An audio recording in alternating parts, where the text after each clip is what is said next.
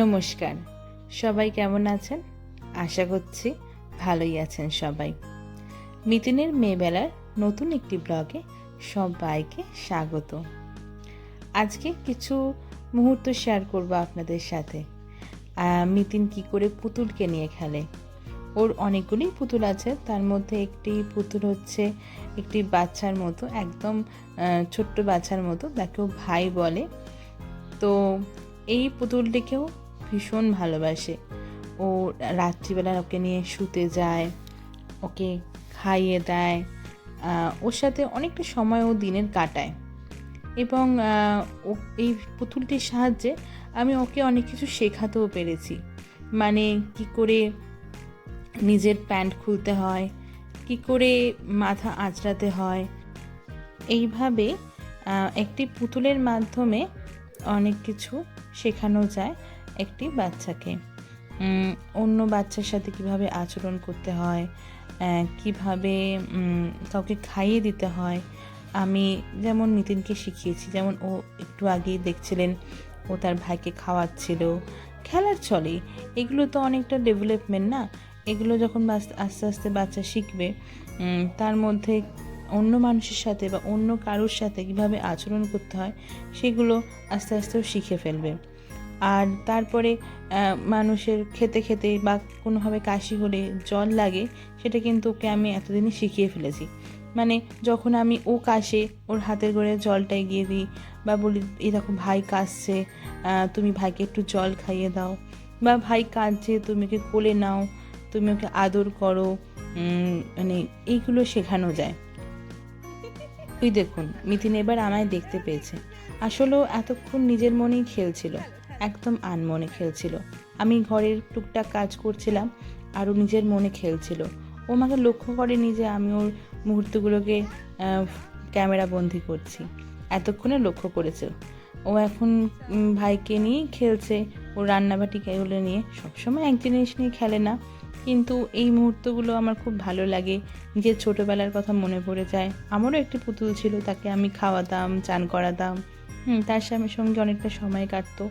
এগুলো এখনও আমার স্মৃতি হয়ে আছে, এবং আশা করছি মিতিনেরও একটা সুখকর শৈশব তৈরি হবে এই পুতুল, রান্নাবাটি এগুলো নিয়ে।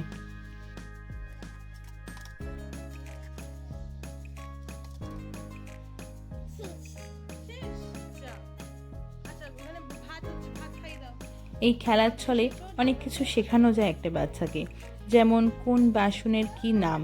দেখুন, রান্নাঘরে গিয়ে তো বড় বড় বাসন দেখে ওকে শেখানো যাবে না, কিন্তু খেলার ছলে খেলনা বাটিতে কোন বাসনের কি নাম, এইগুলোর সাথে কিন্তু বাচ্চারা খুব সুন্দর করে পরিচিত হতে পারে।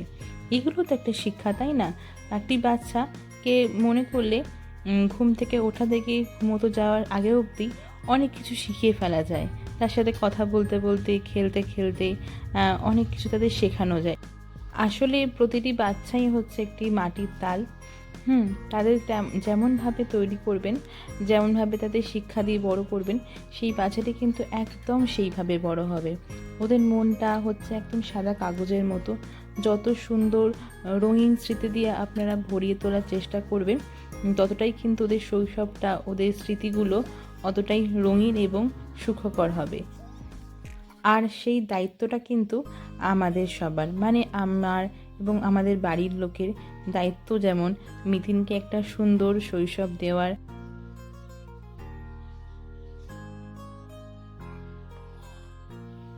এবার দেখুন, মিতিনকে চান করিয়ে দিয়েছি, চান করিয়ে ওকে বসিয়ে দিয়েছিলাম কিছু খেলনাবাটি দিয়ে। তো এসে দেখি ও ভাইকে ফ্রেঞ্চ ফ্রাইস আর কোল্ড ড্রিঙ্কস খাওয়াচ্ছে। কি সুন্দর লাগছে দেখতে বলুন। আপনাদের কিন্তু অবশ্যই কমেন্ট করে জানাতে হবে মিতিনের এই মুহূর্তগুলো আপনাদের কেমন লাগছে। আর ওর ভিডিও যদি ভালো লেগে থাকে অবশ্যই ভিডিওতে লাইক করবেন, কমেন্ট করবেন, এবং এরকম ভিডিও যদি আরও দেখতে চান তাহলে এই চ্যানেলটি সাবস্ক্রাইব করে রাখবেন, যাতে আমি যখন আবার ভিডিও দেব আপনি সবার আগে নোটিফিকেশান পান।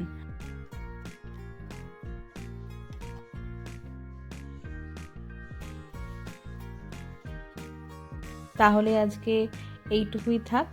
আবার কোনো একদিন নতুন একটি ব্লগ নিয়ে আপনাদের সামনে আসব, আরও সুন্দর সুন্দর কিছু মুহূর্ত নিয়ে।